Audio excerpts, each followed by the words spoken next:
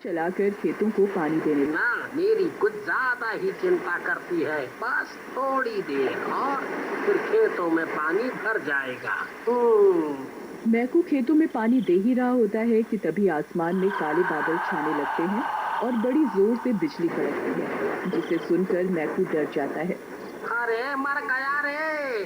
अभी मैंने अपनी घड़ी में देखा था तो तब 8 ही बजे थे। लगता है धोखा दे गई। तभी आसमान से बड़ी जोर से खून की बारिश होने लगती है। मैकू जल्दी से भागकर ट्यूबवेल वाली कोठरी में छिप जाता है। ये आजकल के आसमान से चुड़ैल और शैतान नीचे गिरने लगते हैं और चारों तरफ लोगों के कटे सर फैल जाते हैं। अरे बाप रे! ये क्या हो रहा है? पहले तो केवल कटे सर ही गिरते थे, लेकिन आज तो चुड़ैल और शैतान भी गिर रहे हैं। अब क्या होगा?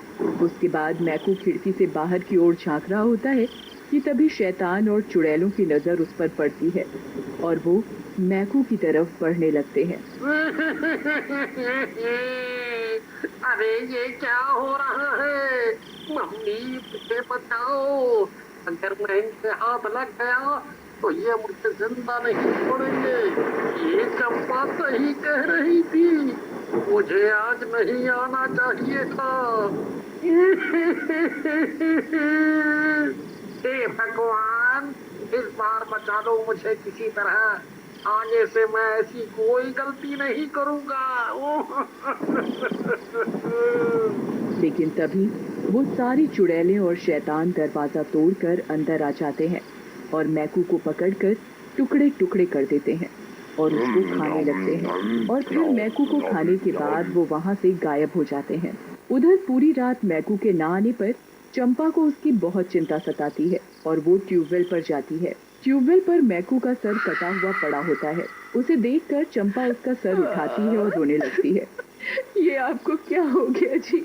मैंने कहा था ना कि आज अमावस्या की रात है, मत जाओ खेत पर, लेकिन आपने मेरी बात नहीं मानी और देखो ये सब क्या हो गया। तभी चंपा के पीछे पीछे और भी गांव वाले पहुंच जाते हैं और चंपा को समझाते हैं। आप ऐसे मारो चंपा भाऊजी, हम लोग आए ना। हम गांव के लोगों के होते आपको चिंता करने की कौनो जरूरत नहीं। हाँ, मुझे अपनी चिंता से ज्यादा गांव की चिंता है। आज मेरे साथ हुआ है, फिर किसी और के साथ होगा। हमें इन दुष्टों का मुकाबला करना होगा। तभी वहाँ खड़ा हुआ एक गांव वाला बोलता है। भौजी, आप ये बदला बदला रहने ही दो। भला हम इंसान इन शैतानों से कैसे मुकाबला करेंगे? देखो, हम कुछ और रास्ता निकालेंगे।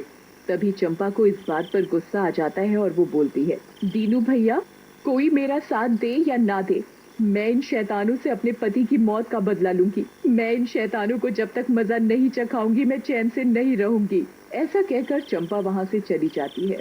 कई दिन बीत जाते हैं और अमावस की रात फिर से आ जाती है। गांव वाले डरे सहमे अपने घरों में बैठे होते हैं। वहीं बच्चा अपनी माँ से पूछता है, माँ, माँ, आज रात क्या शैतानों की बारिश होगी? बेटा मुझे क्या पता, तू चुपचाप बैठ जा और कुछ भी हो बाहर मत जाना। उधर रात होते ही चारों तरफ बिजली कड़कने लगती है और फिर से वही खून की बारिश होने लगती है। वो बच्चा जिज्ञासावश घर का दरवाजा खोलकर बाहर चला जाता है। सारी शैतान और चुड़ैलें उस बच्चे को पकड़ लेती हैं। मम्मी, मुझे बचाओ! ये शैतानों ने मुझे पकड़ लिया! बचाओ! बच्चे की चीखें सुनकर उसकी माँ दौड़ी दौड़ी आती है और शैतानों को खींचने लगती है। छोड़ दो दुष्टो, वो मेरा बेटा है, छोड़ दो। लेकिन वो शैतान हंसते हुए उस माँ के बेटे के टुकड़े टुकड़े करके खा जाते हैं। अगली सुबह गांव वाले औरत के घर पहुंचते हैं। ये सब क्या हो रहा है?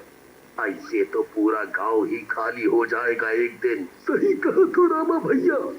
देखो तो कितनी बेदर्दी से मार कर खा गए हैं दोनों माँ बेटे को। तभी वहाँ खड़ा दीनू बोलता है, भाइयों, ऐसे शोक मनाने से कुछ नहीं होगा। हमें अपनी सुरक्षा के लिए कुछ करना पड़ेगा। लेकिन दीनू भैया, हम लोग क्या कर सकते हैं? देखो, वो लोग तो शैतान हैं और हम इंसान। तुम ये बदला लेने की बातें रहने ही दो। ऐसा कहकर गांव वाले वहां से चले जाते हैं और दीनू खड़ा खड़ा सोचता है।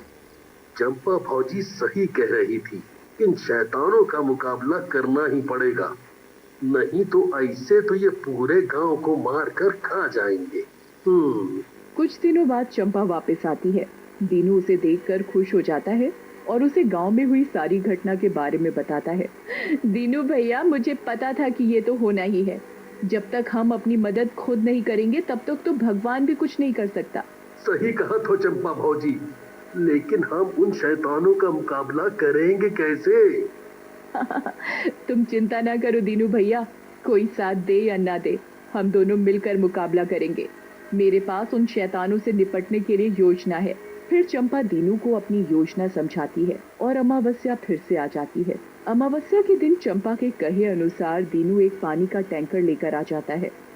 चंपा भौजी, आपके कहे के अनुसार हम पानी का टैंकर तो ले आए हैं, लेकिन क्या ये योजना कामयाब होगी?